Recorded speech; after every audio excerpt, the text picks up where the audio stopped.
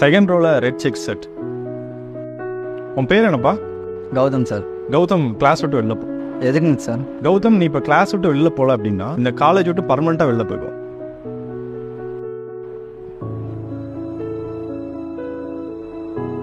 இப்போ உன் கிளாஸ்மேட்டை எந்த காரணமும் இல்லாமல் வெளில அனுப்புற. கௌதமுக்கு இழைக்கப்பட்டது ஒரு அநீதி. ஆனால் உங்கள் ஃப்ரெண்டுக்கு ஆதரவாக அநீதிக்கு எதிராக நீ யாருமே குரல் கொடுக்கல. ஏன்னா பயம், அதிகாரத்துக்கு எதிராக பயம், கேட்டால் அவங்களே வெளியே அனுப்பிடுறாங்களோ அப்படின்னு பயம்.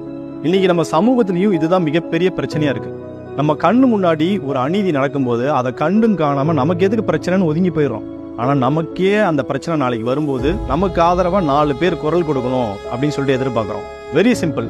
ஒரு அநீதி நடக்கும்போது நம்ம அமைதியாக இருந்தோம் அப்படின்னா அந்த அநீதியை ஆதரிக்கிறதுக்கு சமம்.